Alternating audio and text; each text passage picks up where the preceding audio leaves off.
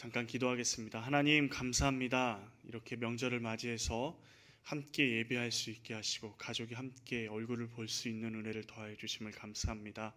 지금 이 시간 말씀을 나눌 때 이 말씀이 사람의 말은 감추어 주시고 오직 하나님의 음성만 들릴 수 있는 귀한 시간 될 수 있도록 주님 도와주시옵소서.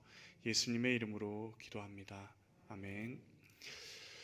성경에서 가장 험악한 인생을 살았다라고 하는 사람이 누굴까요? 정말 인생 자체가 정말 힘들었던 인생을 살았던 사람, 야곱이라는 사람을 우리는 떠올릴 수 있습니다. 야곱은 태어날 때부터 집착의 삶을 살았고 무엇인가 얻으려면 투쟁하며 그것을 얻어내기 위해서 수단과 방법을 가리지 않고 살았던 사람입니다. 그의 인생은 태어날 때부터 그랬죠.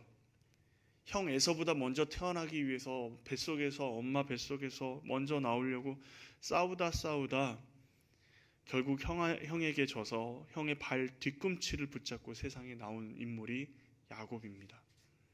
그뿐만 아니라 장자의 권리를 얻기 위해서 계략을 꾸미고 결국 형 대신 장자의 축복을 가로채는 사람도 야곱이었습니다. 삼촌 라반의 집에 가서도 자신이 원하는 아내 라헬을 얻기 위해서 14년을 끊임없이 일했던 사람이 야곱입니다. 그런데 이 야곱의 이 특징들이, 이 집착하고 이것을 얻으려고 하는 그 특징이 자식들을 사랑하는 데에서도 드러납니다. 유난히 야곱이 집착하며 사랑했던 자식이 누구죠? 다 알다시피 요셉입니다. 요셉을 편애해서 그에게 채색 옷을 입혔습니다. 그런 요셉을 보면서 다른 형제들이 어떠했을까요? 야곱의 편애의 결과가 비극으로 드러나게 됩니다. 야곱의 심부름으로 형들에게 갔던 요셉을 형들이 잡아서 발가벗겨서 애굽의 노예로 팔아버리는 비극적인 일이 일어나죠. 그리고 그 아버지 야곱에게는 요셉이 짐승에게 찢겨 죽었다라고 속입니다. 그럼 이쯤 되면 이제 형제들을 동일하게 사랑할 뻔도 한데 야곱의 편애는 요셉에게서 이제 누구에게로 옮겨가냐면 베냐민에게로 옮겨갑니다. 라헬의 자식이 둘이 있는데 하나는 요셉이고 하나는 베냐민입니다. 야곱의 인생을 한마디로 한 단어로 표현하자 그러면 저는 집착하는 인생이지 않을까 생각해 봅니다. 다른 말로 이야기하면 자신의 힘으로 무엇인가 해보겠다고 발버둥 치며 몸부림치는 인생을 살았다라고 생각할 수 있겠죠. 하나님은 야곱이 자신의 삶에 집착하고 그것을 손에 꽉 쥐고 있는 그 야곱의 인생이 너무도 고달프고 힘든 것을 보시면서 그것을 놓기를 원하셨습니다. 그것을 좀 내려놨으면 좋겠다라는 것이 하나님의 마음이었겠죠. 나중에 나이를 묻는 애굽왕 바로 앞에서 창세기 47장 9절에 자신의 인생에 대해서 이렇게 얘기합니다. 내 나그네 길의 세월이 130년이니이다. 내 나이가 얼마 못 되니 우리 조상의 나그네 길의 연조에 미치지 못하나 험악한 세월을 보내었나이다. 험악한 세월을 보내었나이다. 야곱이 험악한 세월을 보냈다. 자신의 인생을 돌아보면서 자신의 인생을 정리하는 내용입니다. 이 험악한 인생, 험악한 세월을 지내는 것을 하나님이 기뻐하셨을까요? 하나님이 분명히 야곱에게 축복을 내려주셨습니다. 그런데 그것을 누리지 못하고 전전긍긍하면서 그것을 지키기 위해서 또 자신의 아들이 자신을 사랑하는 사람을 지키기 위해서 전전긍긍해하면서 힘들어하는 야곱의 모습을 보며 얼마나 안타까워하셨을까. 야곱의 인생을 묵상하면 묵상할수록 그런 거 있지 않습니까? 내 것이라고 이것은 내 거야 하면서 절대 놓지 않는 꼬마 아이의 모습이 생각이 납니다. 일평생 그렇게 살아가죠. 오늘 본문의 내용, 오늘 본문의 상황도 야곱은 요셉이 죽었다고 아들들에게 들은 후에 막내 아들 베냐민을 더 끔찍히 품 안의 자식으로 키워냅니다. 그런데 애굽에 다녀온 자녀들이 베냐민이 애굽에 가야지만 된다라고 이야기했을 때 야곱은 거절하죠. 왜 애굽에 가야 하냐면 애굽의 총리가 된 요셉이 다음에 올 때는 꼭 베냐민을 데리고 와야지 너희가 스파이가 아닌 것을 내가 인정하겠다라고 이야기합니다. 그러면서 누구를 볼모로 잡냐면 시므온을 볼모로 잡습니다. 요셉의 형들은 자신들이 염탐꾼이 스파이가 아님을 증명할 길은 단 하나뿐이 없었습니다. 베냐민을 데리고 애굽에 가는 길. 그 당시에 애굽에만 식량이 있었거든요. 베냐민을 애굽에 데려가는 것은 처음에 어림도 없는 일이었습니다. 베냐민을 애굽에 데려가야 된다고 아들들이 이야기할 때 야곱이 제일 먼저 생각했던 게 무엇일까요? 요셉의 죽음이었을 것입니다.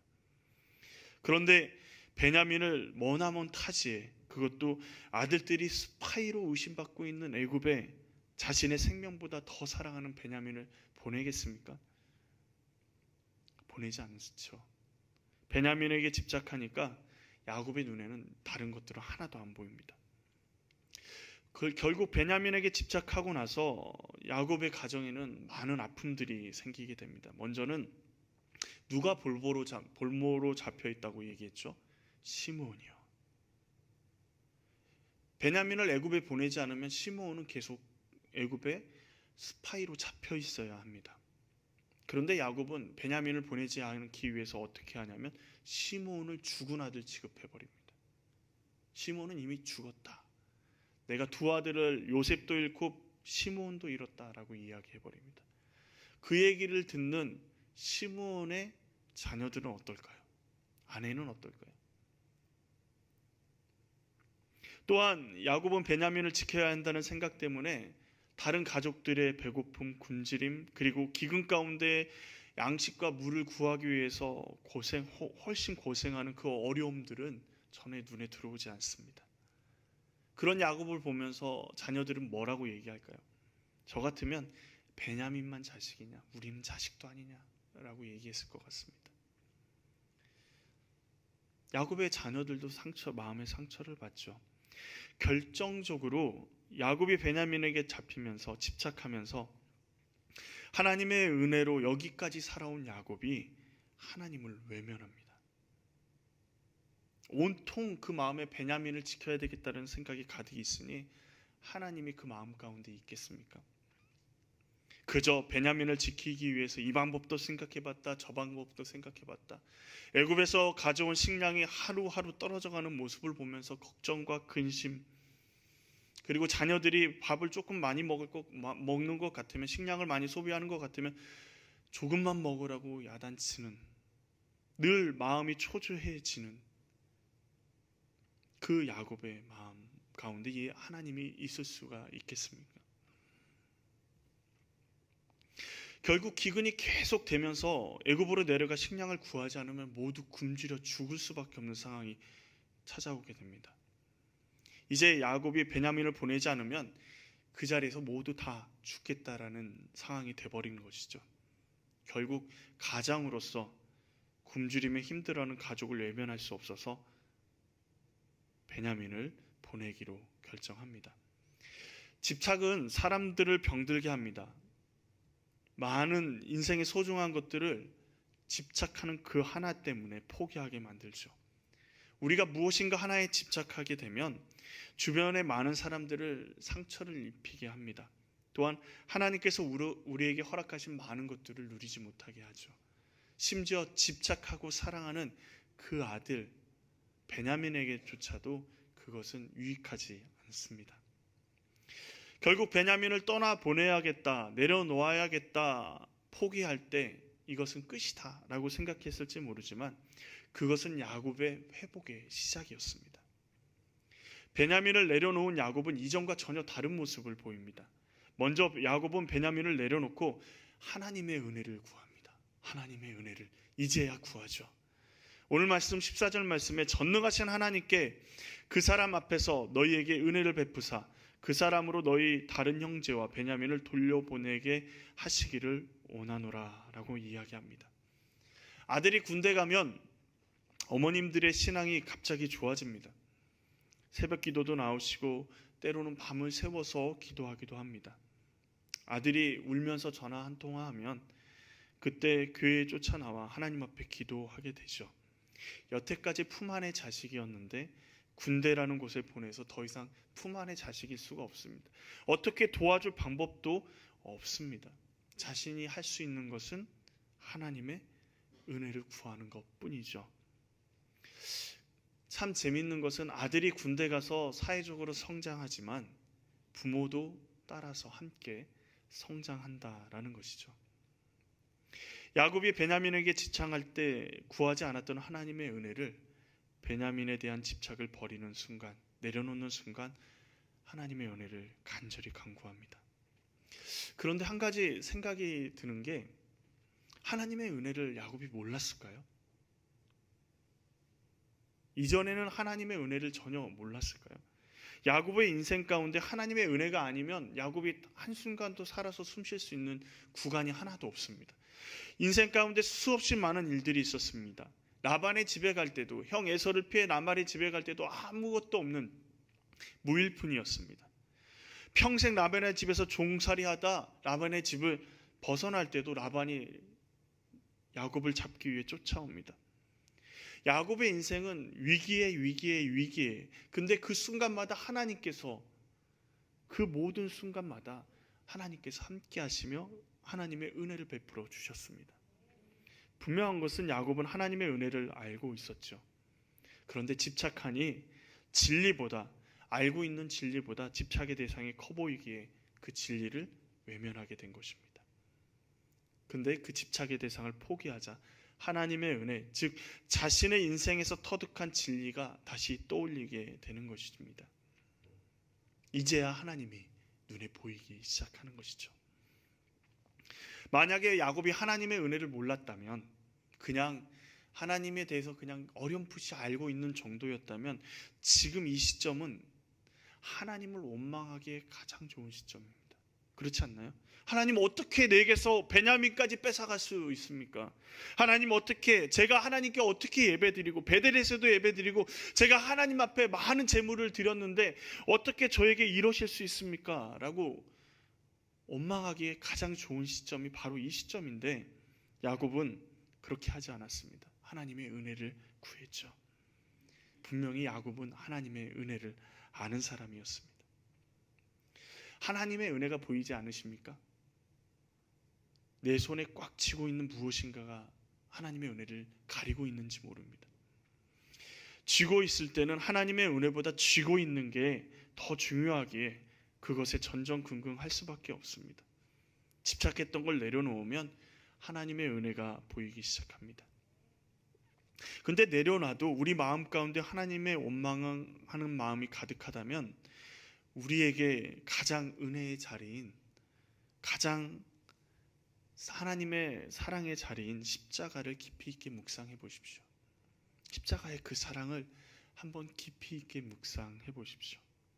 그렇게 우리를 사랑하시는 하나님께 지금 우리를 내려놓게 하시는 이유가 무엇일까? 우리를 예수 그리스도를 독생자 예수 그리스도를 보내면서까지 우리를 사랑하셨는데, 정말 우리가 사랑하고 우리가 꽉 쥐고 있는 이것을 내려놓게 하시는 이유가 무엇일까? 나에게 실패를 주시는 이유가 무엇일까? 나에게 어려움을 주시는 이유가 무엇일까? 우리를 절망하게 하기 위해서 그런 것들을 주실까요? 우리가 좌절하고 원망이 가득한 삶을 살아가게 만들기 위해서 하나님께서 그렇게 하시는 걸까요? 하나님의 사랑을 믿으십시오. 십자가의 그 사랑을 믿으십시오. 야곱은 자신과 함께 하신 하나님의 사랑과 은혜를 알았기에 가장 원망할 수 있는 그 자리에서 하나님의 은혜를 구합니다. 야곱은 베냐민을 내려놓기로 결정하고 자신과 함께 하신 하나님을 바라봅니다. 그리고 자신이 할 수 있는 최선의 일, 하나님의 은혜를 구합니다. 또 야곱은 자신의 꾀를 남겨두지 않고 완전히 하나님의 뜻에 내려놓았습니다. 야곱은 집착을 내려놓는다 하면서 언제든지 그것을 집어들 수 있도록 준비를 할 때가 많았습니다. 예서를 만날 때 그랬죠. 첫째 때, 둘째 때 예서의 마음을 풀 수 있도록 자신이 가진 방법을 다 동원합니다. 오늘도 마찬가지로 자신의 꾀를 여러 가지를 준비시키고 정말 귀중한 것을 준비시키는 야곱을 보게 되죠. 그러나 그의 노력은 거기서 끝났습니다. 14절 마지막에 야곱이 고백하죠. 뭐라고 고백합니까? 자식을 잃게 되면 이를 이루다. 하나님의 은혜를 구하고 뒤로는 자신이 집착했던 베냐민을 완전히 포기합니다. 자신의 손에서 하나님께 그토록 애지중지했던 베냐민을 완전히 맡겨드립니다. 자식을 잃게 되면 잃겠다. 그런데 집착을 포기하면, 집착을 내려놓으면 잃어버리는 것이 아니라, 포기하는 것이 아니라 하나님 손에 맡겨드리는 것입니다. 우리가 가장 집착하는 대상이 누굽니까? 자녀들입니다. 너무도 귀중하죠. 너무도 소중합니다. 우리가 그 소중한 자녀들을 잘 먹이고 잘 입히고 잘 가르치려고 합니다. 내가 겪었던 고생을 겪지 않게 하기 위해서 엄청난 노력을 합니다. 잘 먹이고 잘 입히고 잘 가르쳐도 그런데 그 자식이 잘 되라는 법은 없습니다.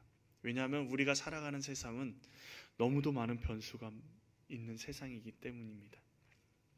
우리가 집착하면 집착할수록 심지어 우리의 자녀를 망치는 경우가, 우리 손으로 자녀를 망가뜨리는 경우가 얼마나 많은지 모릅니다.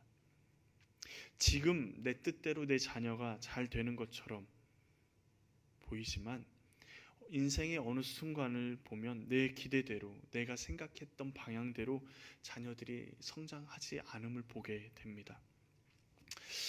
저는 애체능에 소질이 없습니다. 학교 다닐 때 미술 시간에 미술 선생님한테 그림 가지고 장난한다고 혼나기도 하고요. 체육 시간에 키만 멀 때까지 커서 운동은 하나도 못한다고 체육 선생님한테 혼나기도 했습니다. 그런데 만약에 저에게 세상에서 제일 좋은 미술용품이 주어진다면 그 미술용품은 어떻게 되겠습니까? 창고에서 빛을 발하지 못하고 결국 쓰레기가 될 것입니다. 그러나 그 미술용품이 훌륭한 예술가에게 주어지면 위대한 작품을 만들게 되겠죠. 요셉은 야곱의 품 안에 있을 때 한낱 철부지 어린아이였습니다. 그리고 그렇게 계속 살아갈 줄로 알았습니다. 그런데 웬걸요, 형들의 손에 노예로 팔려가면서 요셉의 인생에 경험해보지 못한 인생의 삶이 펼쳐지기 시작합니다. 노예의 생활, 억울하고 누명을 쓰고 감옥 생활 등 억울하고 힘든, 형들을 원망할 수 있는 세월을 보냈습니다. 우리는 요셉을 생각할 때 애굽의 총리가 됐으니까 그 세월이 보상받았지라고 생각할지 모르지만 요셉이 보냈던 그 세월은 수없이 많은 위기 가운데 있었습니다. 보디발의 아내가 유혹을 합니다. 그것을 거절하자 누명을 쓰고 감옥 안에 갇히고, 감옥 안에서의 생활도 어렵기는 마찬가지입니다. 수없이 많은 어려움의 세월을 인내하며 보냈습니다. 그런데 그 요셉의 삶을 하나님의 말씀은 뭐라고 얘기하시는 줄 아십니까? 노예로 팔려가는 요셉, 누명을 쓰고 감옥 안에 갇히는 요셉의 삶을 뭐라고 이야기하는 줄 아십니까? 요셉이 정말 억울했다, 정말 힘든 삶을 살았다 얘기하지 않습니다. 여호와께서 그를 범사에 형통하게 하셨더라. 이게 아멘. 이게 어떻게 이해가 되지 않지 않습니까? 감옥 안에 갇히고 있는데 감옥 안에 들어가게 됐어요. 억울한 누명을 쓰고. 근데 하나님은 뭐라 그러시냐면 그를 범사에 형통하게 했다라고 얘기하세요. 고난이 점점점 안 좋아지는데 형통이라는 단어를 하나님이 거기에 쓰시고 있다라는 거죠. 놀랍게도 요셉은 그런 상황 가운데 하나님께 아무런 원망과 불평을 하지 않습니다. 오히려 하나님 앞에 자신의 정직함과 성실함으로 서 있습니다.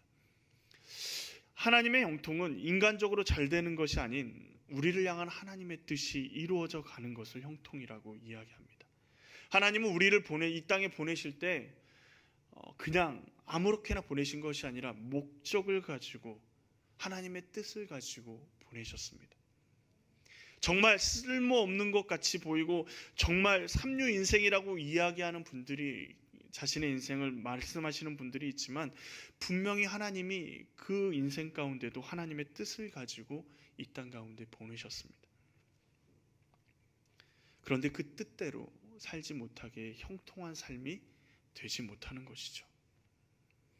만약 아버지 야곱의 품에 있었다면 그저 아버지의 하나님으로 끝났을 것입니다. 그런데 아무도 자신을 도와줄 수 없는 애굽 한복판에서 노예로 하나님의 함께 하심을 요셉은 경험했습니다. 하나님의 손에 붙들리자 하나님의 역사를 위해 사용되어 수많은 생명을 살리고 이스라엘 민족을 애굽이라는 땅에서 성장시키는 기초를 놓은 사람이 요셉입니다. 아버지 야곱은 요셉의 곁에 그때 없었습니다. 자신을 사랑하고 자신을 늘 언제나 지지해주는 아버지 야곱은 요셉의 곁에 없었습니다. 대신 하나님이 그와 함께 하셨습니다. 야곱이 그의 곁에, 요셉의 곁에 있었다면 하나님이 말씀하시는 형통은 경험해 보지 못하는 인생이 되었을 것입니다. 요셉이 의지하는 분은 하나님뿐이었습니다. 하나님께 자신의 삶을 맡겼죠. 그리고 하나님께서 요셉의 인생을 이끌어 가셨습니다. 그는 하나님만 바라보고 의지하는 믿음의 사람이 됩니다. 자신의 판단이 아니라 하나님의 뜻과 계획, 그리고 사랑에 자신의 삶을 맡겨드립니다.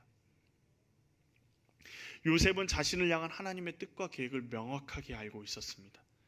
야곱이 죽은 후에 요셉을 노예로 팔아먹은 형들이 요셉이 자신들에게 복수할까봐 떨면서 찾아가서 요셉에게 용서를 구합니다. 우리가 당신의 종입니다.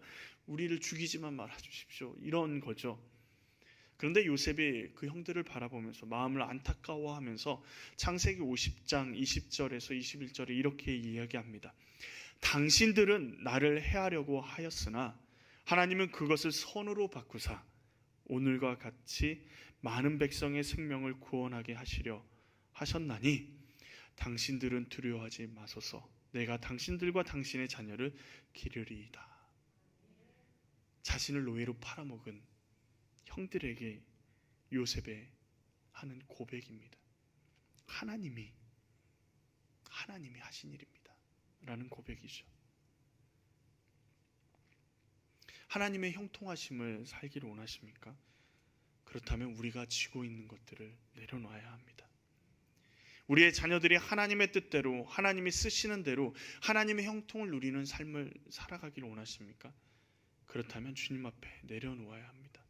내 생각을, 주님의 뜻을 알고 내 생각을 주님의 뜻으로 받아들이고 내 생각을 내려놓고 주님의 뜻을 받아들여서 하나님의 뜻대로 우리가 살아가야 합니다. 우리뿐만 아니라 그럴 때 주변의 많은 사람들이 하나님을 바라보는 놀라운 역사를 경험하게 되죠. 집착하는 야곱이 자신의 자식을 내려놓자 하나님의 시간이 그때부터 펼쳐지기 시작합니다. 베냐민을 내려놓자 그의 삶에는 자유함이 주어집니다. 집착할 때 보이지 않았던 그 마음에 늘 언제나 근심과 걱정과 그 모든 것들이 있었던, 항상 베냐민이 자신 곁에 있어야지만 안심이 되었던 그 시간들이 이제는 내려놓음으로 자유함을 얻게 됩니다. 정말 놓치기 싫었던 베냐민을, 자신의 유일한 삶의 낙이라고 생각했던 베냐민을 애굽으로 떠나보낼 때 그 순간 야곱이 떠올렸던 게 무엇일까요? 제가 야곱이라면 아마 자신이 형 에서를 피해서 삼촌 라반의 집으로 갈 때 아무것도 없이 떠났던 자신의 모습, 그리고 자신을 만나주셨던 하나님을 떠올렸을 것 같습니다. 저 자식이, 저 자녀가 정말 아무것도 없는, 도와줄 수 없는 그곳으로 떠나지만 자신과 함께 하셨던 하나님이 저 자녀와도 함께 하실 것을 신뢰한 것이죠. 그러기에 그런 고백을 할 수 있는 거죠. 그 아이가 잘못되더라도 하나님의 것이기에 떠나보내야 함을 깨달은 것입니다. 그리고 한번 생각을 해보십시오. 베냐민을 애굽에 떠나보낸 후에 야곱의 인생에 얼마나 하나님과 가까이 하는 인생이 되었겠습니까? 그 순간순간마다 어려움 그리고 마음에 걱정이 드는 순간마다 야곱이 한 것은 무엇이겠습니까? 하나님 앞에 나아가고 하나님을 의지하는 시간이었을 겁니다. 세상에서 자유로워지자 하나님께 더 나아갈 수 있습니다. 우리의 삶에 역사하신 하나님의 손길을 더 자세히 보게 되는 것이죠. 베냐민을 손에 쥐고 있을 때는 전혀 알지 못했던 크고 비밀한 하나님의 은혜가 야곱에게 쏟아집니다. 하나님보다 더 귀하게 여기는 것, 우리 마음을 사로잡는 것, 집착하게 하는 것들을 주님 앞에 내려놓으십시오. 하나님은 기다리고 계십니다. 야곱이 집착을 포기하고 하나님의 은혜를 구하고 하나님 앞에 자유함을 얻습니다. 그러고 나니 야곱은 누구를 만나게 됩니까? 야곱은 누구를 만나게 되죠? 애굽의 총리가 된 정말 사랑하는 요셉을 만나게 됩니다. 꿈에라도 보고 싶어 했던 그 요셉을 만나게 되죠. 아마 그 요셉을 만날 때 이렇게 생각했을 것 같아요. 조금 더 빨리 포기할 걸. 그때 조금 더 빨리 베냐민을 애굽에 보낼 걸. 하나님은 우리에게 최상의 것으로 준비하고 계십니다. 지금 아픔이 있다고, 지금 힘들다고, 이것만은 안 돼, 내 자녀만은 안 돼, 내 물질만은 안 돼, 내 집만은 안 돼, 내 아내만은 안 돼, 내 남편만은 안 돼, 안 돼 붙잡고 있지 않습니까? 하나님은 오래전에 이미 애굽에 요셉을 보내셔서 야곱의 가족을 위한 계획을 준비하셨습니다. 하나님께서 오래전부터 우리를 위한 하나님의 계획을 준비하시고 우리를 기다리고 계십니다. 하나님의 계획의 시작은 우리의 내려놓음부터 시작됩니다.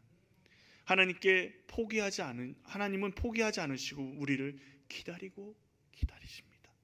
그냥 기다리시는 것이 아니라 우리를 향한 계획을 준비하시면서 기다리고 계십니다. 내 자신의 힘을 믿지 마십시오. 우리는 연약한 자들입니다. 주님의 말씀을 묵상하고 세상을 삶을 살아가면 살아갈수록 우리가 할 수 있는 일이 없음을 고백하게 되죠. 하나님의 사랑을 믿으십시오. 우리를 죽기까지 사랑하신 그 사랑을 믿으십시오. 내려놓는 것이 포기하는 것이 아닙니다. 하나님 앞에 내려놓는 것은 가장 좋은 길, 하나님 앞에서 자유함을 누리는 길, 하나님이 준비해 주신 놀라운 은혜와 사랑을 완전히 누리는 길인 줄 믿습니다. 우리 복음사랑교회 모든 성도님들이 하나님의 은혜를 누릴 수 있기를 원합니다. 조그만 거에 쩔쩔매고 전전긍긍하는 것이 아니라 하나님의 사랑에 그 모든 것들을 맡겨드리고, 하나님이 나를 그만큼 사랑하시는데 이 조그만 것 때문에 나에게 고통을 주시기를 원하실까? 그렇지 않다라는 사실을 믿으시고 주님이 우리와 함께 하심을, 그리고 주님이 우리를 축복하고 계심을, 주님의 은혜 가운데 우리가 지금 고난을 겪는 것 같고 무엇인가 막힌 것 같지만 하나님은 우리의 삶을 보면서, 하나님과 동행하는 우리의 삶을 보면서 뭐라 그러실까요? 너의 삶이 형통하구나 라는 말씀을 하실 줄로 믿습니다. 우리 모두가, 그리고 우리 가족 모두가 형통의 삶을 살아가는, 내려놓음으로 형통의 삶을 살아가는 우리 모두가 되기를 간절히 원합니다. 기도하시겠습니다. 하나님, 우리가 집착하는 것이 무엇입니까? 우리가 집착하는 것을 주님 앞에 이 시간 내려놓습니다. 그것이 돈이 되었든 명예가 되었든 권세가 되었든 우리의 자녀들이 되었든 건강이 되었든 주님 앞에 내려놓고 주님께 맡기고 은혜를 구하며 나아가길 원합니다. 주님, 우리의 인생이 더 주님 안에서 자유로워지고 하나님께서 귀하게 쓰시는 인생 되게 하여 주시옵소서. 우리 나라가 우리를 통해서, 우리 교회가 우리를 통해서 세워지고 변화되어지고 하나님의 은혜를, 하나님의 뜻을 이루어가는 놀라운 역사를 보게 하여 주시옵소서. 우리가 하나님의 최고의 도구가 되기를 원합니다. 우리를 사용하여 주시옵소서. 예수님의 이름으로 기도합니다. 아멘.